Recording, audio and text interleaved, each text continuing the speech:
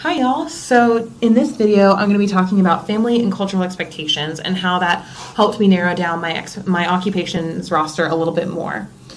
So to tell you a little bit about myself, I'm a white upper middle class girl from the suburbs. And the thing is, it's important to recognize that all the information we got about jobs from when we were little, like all this scaffolding that we've received, all is dependent on where we came from. And so when I talk about family, when I talk about culture, I'm not necessarily just talking about your nuclear family. I'm talking about who raised you, who taught you about what jobs were supposed to be. Not only what did they tell you, but what did you learn by watching them? And that brings in so many of our identities that this is going to be really unique to you. And again, as I've said before, it's important to be very honest with yourself, because who raised us, where we come from, has definitely affected how we feel about jobs, what we value, what we think is important, whether or not we think jobs are important, whether or not we think that it's more of a career or just something that you do to support your family. This is all something that is really important. And these values that's connected to your community, that's connected to your identity, really fits well. I also want to contextualize that, like I said, where I come from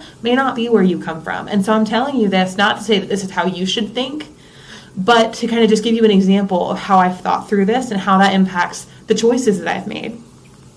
And as I said before, I'm white, I'm from the suburbs, and I'm from an upper middle class family.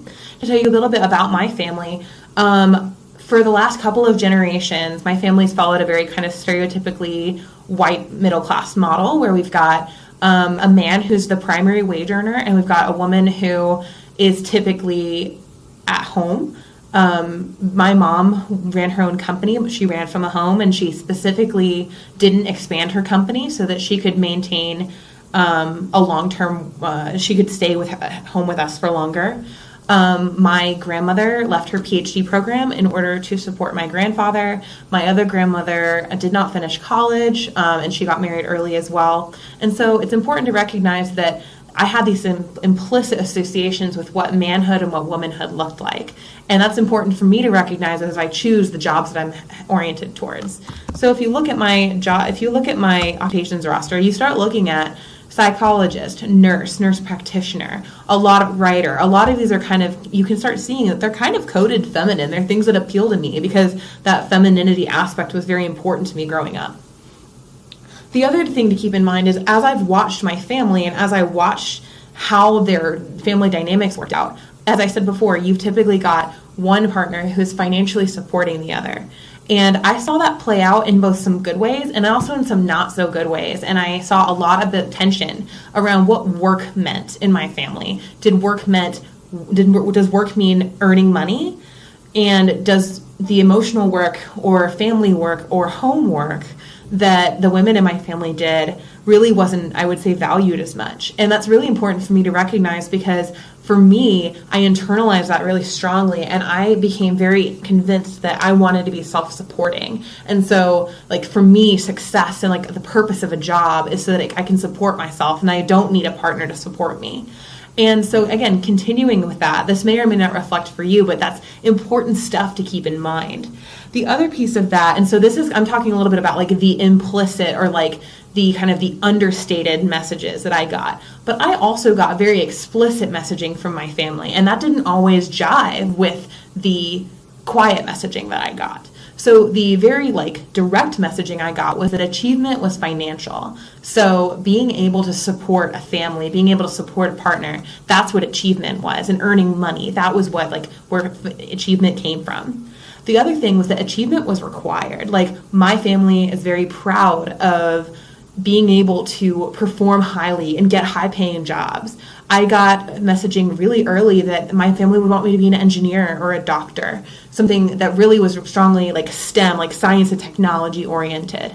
And even as I kind of moved towards psychology, I even got some pushback of saying, why don't you be a doctor? Why don't you go back more into this kind of engineering math field? And so that's been like direct feedback that I got.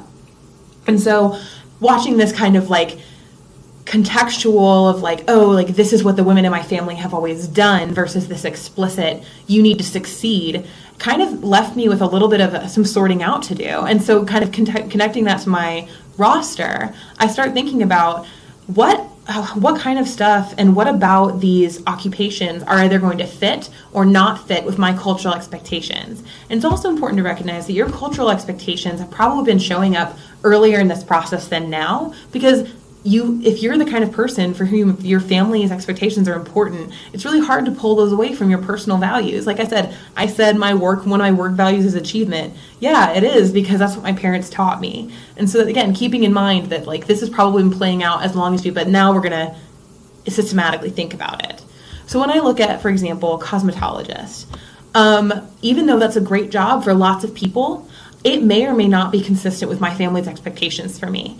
And it's up to me to decide whether or not my family expectations are important enough to me to knock this off my list. And again, there's no wrong answer. The answer can be, no, if I want to do this, I'm going to do it. And that's fine. If it's no, like my family's expectations for me are more important than whether or not I would like this job, that's all right too. It's just, again, it comes down to being honest with yourself and what's important to you, which is why you might have noticed that a lot of my job zones are relatively high, because even as I was developing my occupations roster, what was playing out in the back of my head is like, what would my family think? And is this congruent with my family and my own expectations?